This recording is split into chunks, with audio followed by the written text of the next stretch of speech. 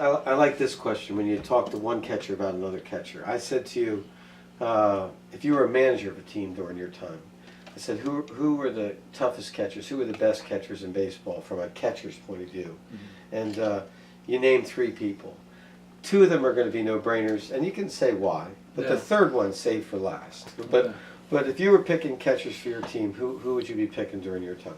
Johnny Bench, Thurman Munson, and Rick Dempsey. Rick Dempsey did a lot of things well. Playing against somebody, it's always not the names that play. You can tell the players. Rick Dempsey called a good game, caught like a champ, did things right, get the big hits, could hit to the opposite field, could hit to every field, good arm, and was just a team leader that people just, I think, overlooked. That guy was good. You got to give credit where it's due, and this guy was awesome. That's a pretty good answer. Yeah, and Thurman Munson was awesome too. And so Bench was you're a guy that got to play against Thurman Munson. You're a guy that got to stand in the batter's box when Thurman Munson was catching. I was in the locker room with Thurman Munson, and I answer Thurman Munson questions a lot from baseball people.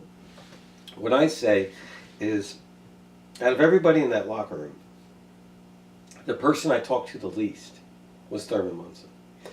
But the person that I would pick first was also Thurman Munson. He was just naturally, grumbling and he wasn't a huggy, friendly type of guy, but he wasn't directly nasty to you. Grumpy is the right word. He was a grumpy guy, but man, I have in book number 2, I have the picture of Thurman and I standing in front of his locker with number 15 above. But I'll tell you, a gamer, there's a gamer. Catching like 3 days before, 2-3 days before the plane crash. Okay. And he was always nice to me. I was always nice to him. Okay. And he got up and he was coming up to hit and, hey, how you doing? He's not too good. Back's killing me. And I says, hey, you're getting old, man. I says, you're underpaid coming up and you're overpaid going down. We both started laughing, And a couple of days later, he got in that plane crash, and that was sad. So you were an active player and just got done playing against him. Right after it. Do you remember hearing the news? Oh, God, yeah, that was devastating right there. That one hit home, because I just got done talking to the guy. I could only imagine what his family went through and everything. Diane, it's and he dies trying to get home to his family. Yeah. You also were playing ball when a guy that was as friendly as you, man, Lyman Bostock, works real hard in Minnesota, gets a nice free agent contract, and is in Chicago of all places, and then is out with some friends and whatnot, and gets killed in Gary, Indiana. Yeah. That was sad. I remember that day too. Oof. He was a talent. Yeah. Oh, he was great. How about a pitching staff? If you were a manager, I asked your catchers. If you were a pitching coach and you got to pick, you faced pitchers, big league pitching for a decade. You saw everybody. Mm-hmm. Who comes to mind? Who are you picking for your staff? What? Oh, there's so many. Let me try. I'll probably be way out of line, but I'll try. Nolan Ryan, Sure. Steve Carlton. Oh God, the tall guy from Houston. Oh, James Rodney J.R. Richards. Yeah. Oh my God. He I was played already on against him top in of Dominican you. too. Yeah. Oh, there's a story there too. So, yeah, there's just so many. He's we're in Dominican. We're in Australia and not Santiago. That's where I played. San Pedro de Macorís. Okay. Little town. Bad lights, a little above street lights. Mm-hmm. He's pitching, throwing 100+. He's like 102, I think. And this is in the winter leagues. Yes, and the lights are bad. And the president at that time in that country said, "That's it for the lights." The lights went out because there was power shortage, Okay. So JR's pitching, I get up to hit. And there's a little Dominican catcher catching, rookie too. And JR gets right here, coming this way, and the lights pop off. Oh my God, the squeals that came from this kid. I just backed out, so I know I was okay. But then I'm laying on the ground laughing because he wouldn't believe the sounds. He thought he was going to get drilled. The other guys are calling him all kind of names from the other dugout and everything. It's pitch black. We go home, it's still dark. We got home and finally the lights came on for a little while.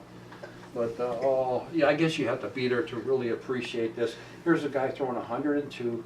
He's right here gonna throw, because I'm ready to hit, you know? So Right. I see this, and all of a sudden, it wasn't like slowly the lights went out. It was Boom. boom, out. Did he release the ball? No. Oh, so the But catcher... the catcher didn't know that. The catcher didn't. Oh, exactly. Just terror, a squeal that you don't hear unless somebody's about to be gone, you know? Sure. Oh my God, and the stuff they were, you know, I don't, the first thing you learn in foreign languages is the cuss word. Of course. And that's all was coming from his team's dugout talking about him, you know, and it was pretty funny. That's a good story. Yeah, we went home and You're gonna give me the story of, I mean, they said that Babe Ruth swung a heavy bat. Then in 1964, a Rookie of the Year for the Phillies comes along. His name's Richie Allen. oh yeah. Dick Allen was the 1964 Rookie of the Year. They said that he swung a heavy bat. Do you want to take it to Nahorodny? Because Well, this yeah. isn't from you. This is from me being on the road, and when your name comes up, they'll go like this, Billy. You know that guy, and then this is what follows. Well, I had trouble staying back, you know, I always would lunge, you know, and I had to find something, and one of my coaches, Nolan Campbell, he was my A-ball coach, and he says, get a heavier bat. So I went heavier, still lunging, but not as bad. So I went heavier, finally wound up with 36 inch, 36 ounce bat. Then I went to 37 and 36, depending lefty or righty. And for the heck of it, I ordered some 53 ounce hickory bats. And But there's a difference. they weren't made of normal wood, you know. There's 36, 37. Did you hear those 36, numbers? 36. Right. And But I'm talking about ounces. Just right. 36, 37. Not 43, not 46, not 49. 53. Where does the brain do that? Well, I got it, and I was swinging it to warm up, you know, and I'm thinking. That's a warm-up bat. Yeah, well, no, it's a solid bat. Oh, I'm sure. So I'm swinging it, I can hit with this. I took batting practice, I'm hitting rockets. So I figure, I think it was California Angels come to town, and no, it was Oakland, because Steve Henderson was on that team, because I still think he stole my bat. You know, so anyway. Believe me, I'll ask him. Good, ask him. Oh, I will. Ask him. Tell him. He'll never say no. I'm not mad at him. Tell him, you know, Okay. because he's a friend of mine. You But just he need wanted to know. Yeah, I need to know. And it was 53 ounce hickory, and I got up to hit, and boom! I hit a line drive. Sounded like a hit with a telephone pole or a wet newspaper. Wunk, and I went hard to left field. Went to first base, and when I come around, someone had taken my bat. And then, not too long ago, I seen Steve Henderson. He said, "There's the strongest man in baseball." So I still think he took my bat. Now I'm not mad, you know. I think it's pretty. So you might have a record in Major League Baseball. You 53 might, ounce. you might have the heaviest bat ever used in a game that you got to hit. That could Because be. somebody, in order to beat that record, would have had to have used a 54-ounce bat.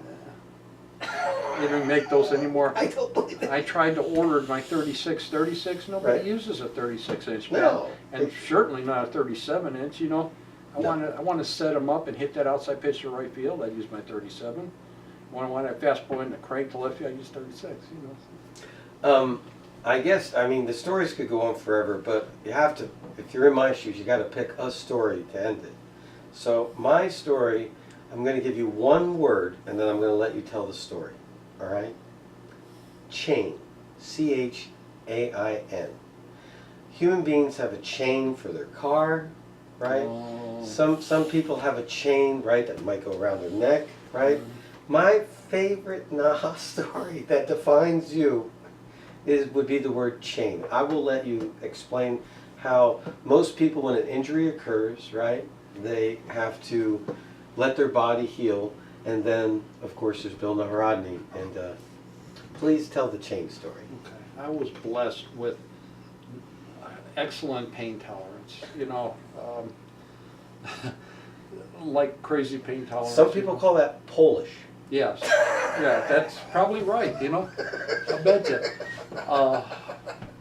In fact, my dentist, the one I went to in Hamtramck, Yes. she used to work in the prison camps. Right. And we didn't have any money, so she would do root canals, grind teeth, put filling in. There was no Novocaine. So you learn to block it out. You know, you learn to block it out, and it helped me a lot, I think. But anyway, we're in Evansville, Indiana. And I'm thinking this is probably my last year. I'm getting older, Okay. you know, and I'm just gonna do my best, and this might be it, you know. So anyway, it's getting towards the end of the season. I'm hitting 370. I'm on my way to breaking 4 all-time records from the 1800s. 4 of them. Nobody ever hears about this, but they're broken, by Sure. the way. Check it out. Okay. Okay, Evansville, Indiana. So anyway, I get up there and I hit a double. Going to second base, gonna be a close play. I dive into second base, dislocate my shoulder. It's stuck up in the air like this. You know, so I'm a little bit scared because I can't pull it down, you know. So the doctor comes out and he says, dislocate it? And I said, I don't know, I can't pull it down. And he said, well, it looks like your season's over with. And I panicked. I said, no, it ain't over with. Snapped it back into place. On the field? Oh yeah, it just snapped. He goes, oh, and some of the players did too. It hurt like crazy, you know. That's because you're crazy. Yeah, no, I'm crazy. This is it. This is how I was supporting my family. I You know? understand. And if I didn't play, somebody else would. I understand. And I'm setting records. I got a chance to maybe get a little comeback, and I Sure. did, you know. So anyway, I'm thinking, you know, now what do I do? Now what do I do? And I moved up. Oh, I tried to come out when I got up above shoulder height, Right. you know. So I went and I got a dog chain, and I put it around here, put it around my chest, and it wouldn't let me. I could catch, do everything. If the ball was high, I had to stand up, you know, which is Okay. dangerous, but I had to stand up. But I wound up catching, doing my stuff, and it wouldn't let that. So that dog chain held it on, and So underneath your uniform, oh yeah. Oh, You you had didn't see it? Yeah, I was there. you had a dog chain. Had a dog chain around my side, and it went around my arm so it wouldn't let me lift it up. So anyway, and I got through the season. I hit 335. Did you really? Yeah, and set 4 all-time records. And then I went home. Detroit didn't call me up for 15 days. Really? 15 days. Okay. Didn't call me up. And then I guess if I would have been called up a couple days earlier, I'd have got more credit on a pension plan or something. So. Crazy. Yeah, so I got called up with 15 days left or something, and I got back to the big leagues. You got back to the big leagues as a Detroit Tiger. As a Detroit Tiger, I'd get to stay with my parents, the biggest thrill ever. Man, oh man. You caught a game with a Tigers uniform on I did. in Detroit. I hit. Oh, you I hit? caught 1 inning, I think. That's it. They didn't give me a chance to do nothing. Really? Yeah, I think I walked once, and then I hit a ground ball up the middle that they made the play on and threw to first base. I thought I was going to get through, but it How did your dislocated left shoulder feel hitting the ball?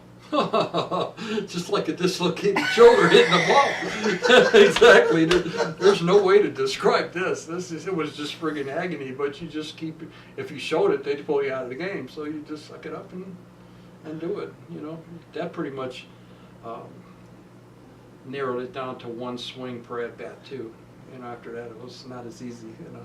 But Wow. still, it worked out okay, and you know, sometimes it does come out when I'm sleeping now, you know, because I have my hand up here, and if I relax, sometimes I got. When you look back on it, a little kid with a dream, a high school kid with no one interested in him, and a guy that spent parts of a decade in the major leagues. I mean, I had a perfect life. yeah. Perfect life. I went from baseball, 14 years of baseball. Went to UPS, spent 13 years as a supervisor and a driver for a while, and then a supervisor. Went to strategic system, industrial engineering, human resources for about 8 of those years. On-road supervisor. Then I went to Tires Plus. I knew the owner of the company, and he says, come with me, you know, and same pay. So I went there too for a while, tried that. Stayed in automotive, I think it was 11 years. Right. Had a blast with the guys, you know, and built myself a Volkswagen, you know, and all kind of stuff. And then went to the jail, and that's where I met Gail, you know, and worked there for about 8 years too. And, So how long have you been married, buddy? 5 months, 6 months, 5 months. Help me out, Gail. 5 months. So the end of the interview is, how does 5 months of marriage feel? You know, I mean, how are you doing? You got this down to a science. You're doing all right. Yes, I got a great lady who's got a great personality, who's happy all the time, who cooks, cleans. And she finds you humorous, good looking, and sexy, right? Well, she's only human.